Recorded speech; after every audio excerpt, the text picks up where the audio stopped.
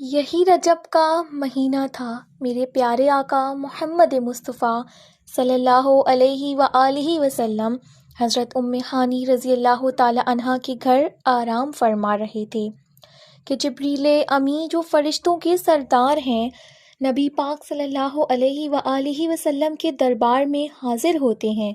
اب انہیں آرام سے جگاؤں کیسے؟ رب کا حکم ہے محبوب کو بلایا جائے، مگر محبوب آرام کر رہے ہیں۔ یہ وہی آرام ہے جہاں نہ جگانے پر صدیق اکبر نے سانپ کا ڈسنا برداشت کر لیا تھا مگر جگایا نہیں، اور مولا علی مشکل کشا نے کہا دیکھا کہ عصر کی نماز جاتی ہے تو چلی جائے، آقا کے آرام میں خلل نہ آئے۔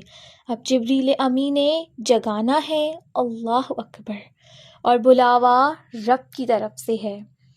وہ کیا خوب کہتے ہیں نا کہ یہی سما تھا پے کے رحمت، خبر یہ لایا کہ چلیے حضرت۔ ذرا سمجھیے گا بات کو کہ خبر لایا کہ چلیے حضرت، تمہاری خاطر کشادہ ہے۔ کیا کشادہ ہے؟ کہا وہ کشادہ ہے جو کلیم پر بند تھے راستے۔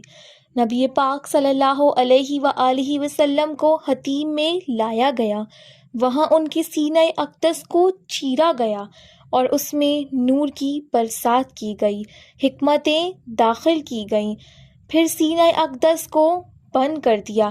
آج لوگ کہتے ہیں سائنس نے بڑی ترقی کر لی ہے، اوپن ہارٹ سرجری ہوتی ہے۔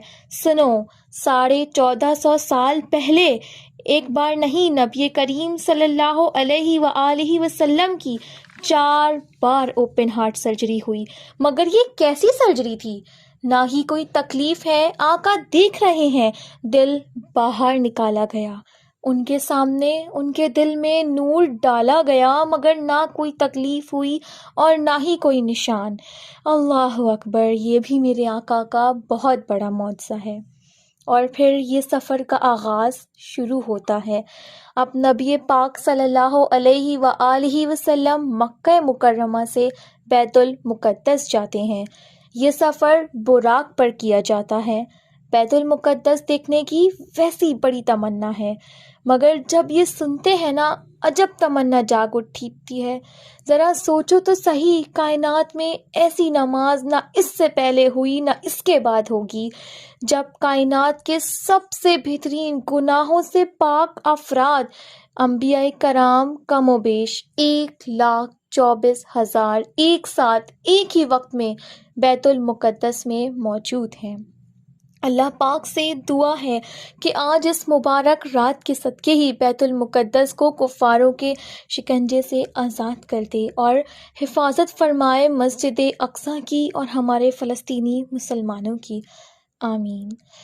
تو بیت المقدس میں صفیں بچھتی ہیں، مؤذن فرشتے ہیں، اقامت دینے والے خود جبریل امی ہیں، اور امامت نبی کریم صلی اللہ علیہ وآلہ وسلم فرماتے ہیں۔ امام انبیاء میرے آقا اب امامت فرما رہے ہیں۔ اعلیٰ امام احمد رضا لکھتے ہیں نا، فرماتے ہیں یہ کیا وجہ تھی کہ یہ جماعت کیوں سجائی گئی، کیوں بلایا گیا سب کو؟ سبحان اللہ، رہتی دنیا کو یہ بتانا تھا۔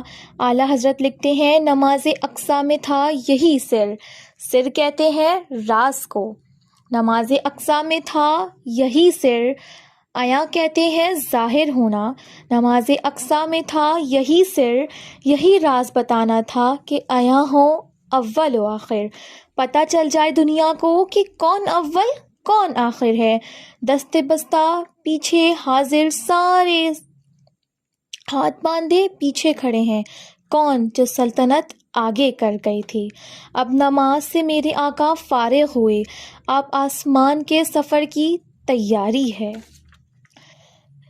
تو میرے پیارے آقا صلی اللہ علیہ وآلہ وسلم اب اپنے سفر کا آغاز کرتے ہیں۔ اب آسمان کے سفر کی تیاری ہے۔ سفر آسمان میں وہی براق ہے، وہی بارات ہے، وہی دلہا ہے اور وہی باراتی ہیں۔ ان کے آن میں پہلا آسمان آ گیا، وہاں آپ صلی اللہ علیہ وآلہ وسلم کی ملاقات حضرت آدم علیہ السلام سے ہوئی۔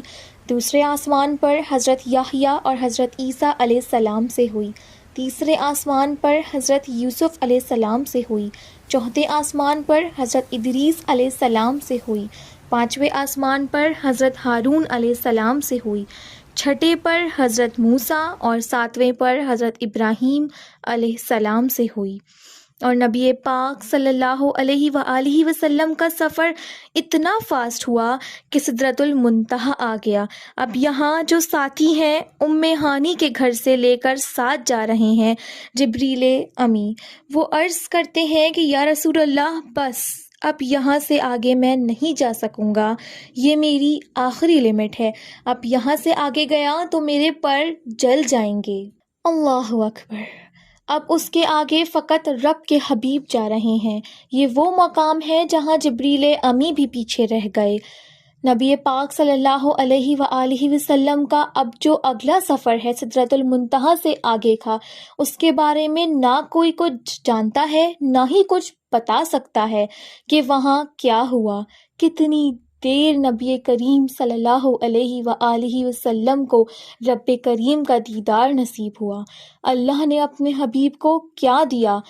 حبیب کریم صلی اللہ علیہ وآلہ وسلم نے رب کریم سے کیا لیا، وہ ایسے راز کی باتیں ہیں، کرم کی باتیں ہیں کہ جتنا اللہ کریم نے قرآن میں بتایا اور نبی کریم صلی اللہ علیہ وآلہ وسلم نے ہمیں آ کر بتایا، اس کے علاوہ کوئی کچھ نہیں جانتا۔